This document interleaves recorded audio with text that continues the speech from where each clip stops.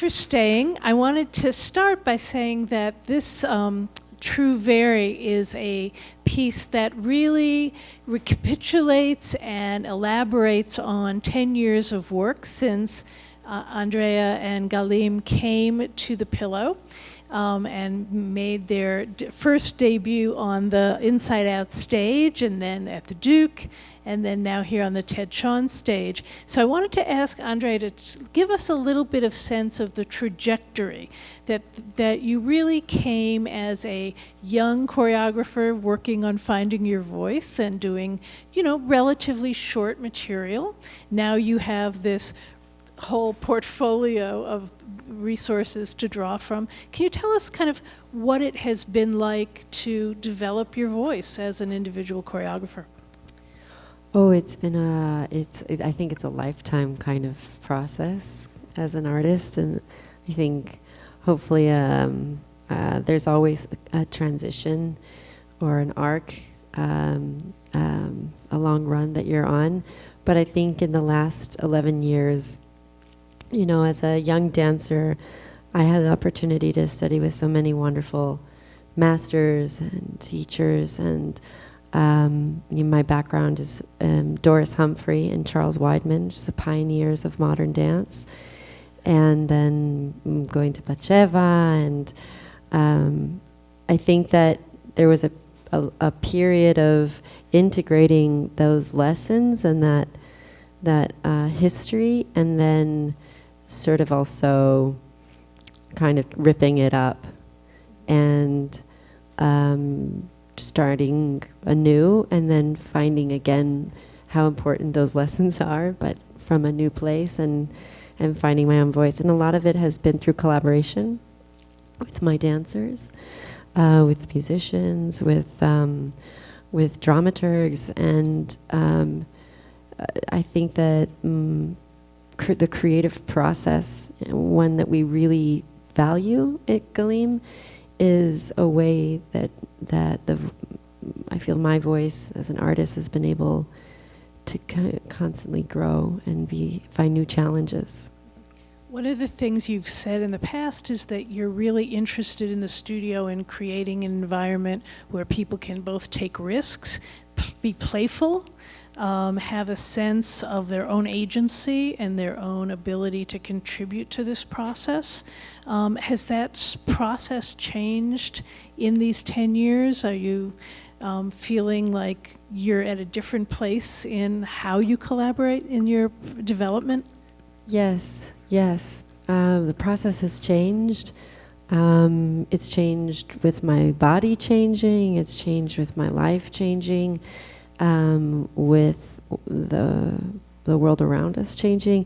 I used to do, I think, more traditional, like I would improvise in the space. I would create in the space with my own body. I'd create the phrases, and I would teach them to the dancers, and then evolve them together. But a lot was generated from me.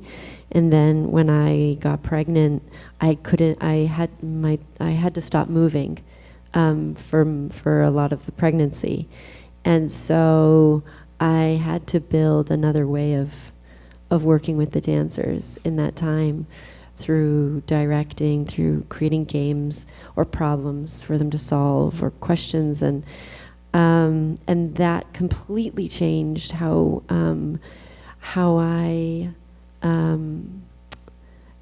the dancers and I shared sort of the process, and it really evolved.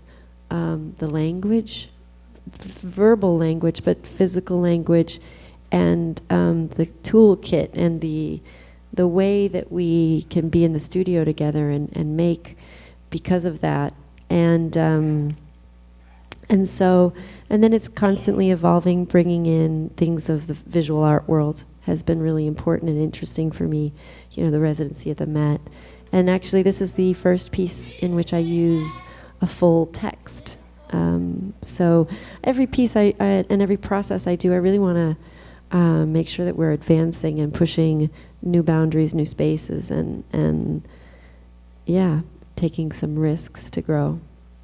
One of the things that we were talking about earlier was that Pam explained that you had been the first choreographer in residence at the Metropolitan Museum, and that was over a 2-year period, both in the Temple of Dendur, which had not had live dancing in it in quite some time, probably 2,000 years, and then also in other gallery spaces in the museum. And I know that that's very interesting to you, that the notion that the space that the dance occurs in and how people see it, how people enter it or don't enter it, has really changed the way you think. Can you talk about that a little bit?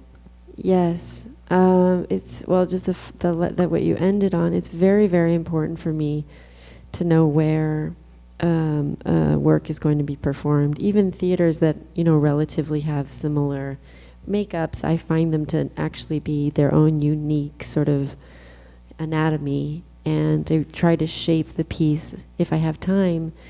I asked if we could open the doors, and we were kind of climbing off the stage at one point, but I try and to really know the space, and also the dancers. Many times I do commissions with other companies, and I can't start the concept until I meet the dancers on the first day of rehearsal. So I'm really making works from, obviously from a place of ideas, but from the people that I'm working with, the place that we're going to be, the actual happening of it. And yeah, the Temple of Dendur was magical, and it was really actually harder than I thought it was going to be, to find a way to be in conversation with the scale of the space, the history, and it, in the end, it turned out to be just like kind of a really special work that I love. And then we went to the Breuer, which we had a 3-gallery installation that was on kind of durationally for a week and a half, and that was kind of my dream when I went to the Met, to be in a space where we weren't referencing art, but that we could be the art. And so there's nothing on the walls. We created sculptures and environments in each of the gallery spaces, and it was a very important work. You've had a lot of wonderful opportunities in this past 12 years, and I know that one of the things that you've been able to do during that period is to be entrepreneurial and to build a business and to build a company in an environment which many of you listening know is a very difficult one, in which to sustain practice as an artist and to build a company that will have its own internal structure. Can you talk a little bit about the kind of business side challenges and what it means to try to build an institution in dance right now?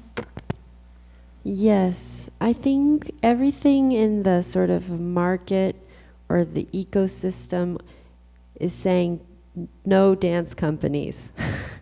It's saying project-based work, freelance dancing for dancers.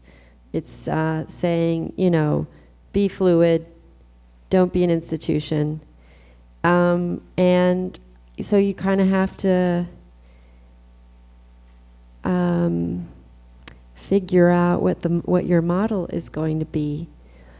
And some of that is cool to me, some of that's interesting. I think the fluidity of where you can work and how you work is actually my nature. I want to work in different spaces, in theaters, and not necessarily dance theaters, maybe drama, visual arts, film. That's my interest, but at the same time, I do want to create a home for a family of artists that we work together, we stay together, we build from one year to the next. From one idea gets more depth, more dynamic, more layers because of our time together. And so you never can get as far if it's just, we showed up for 6 weeks together and it's the first time we're there. And it's not that it's not possible, but I want that for my work. And so, yeah, it's a complex kind of equation because it's a different environment.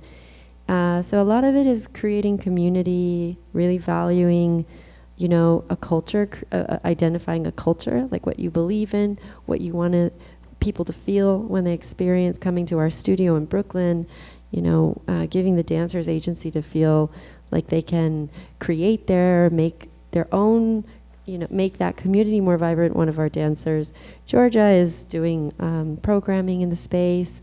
The dancers have choreographed their own works. Other artists come in, teach class.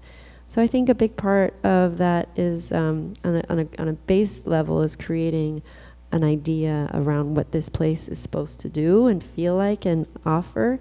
And then I think on a larger level is finding out other people, donors, who maybe aren't going to participate at the same way that an artist might come to our studio, but who feel represented in this effort, in this opportunity of creativity and community. And so it's just figuring out how to communicate that and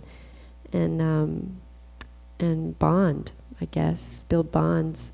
We're still trying to figure it out. It's no easy task. And if any of you are interested in joining our little family tribe and joining us in Brooklyn, come and visit us. Talking about how the dancers use speech in the works. Yes. So I've used text, like words here and there, or sounds, like you saw in the last solo, or in Boat. There's one dancer who's saying stop, right, left.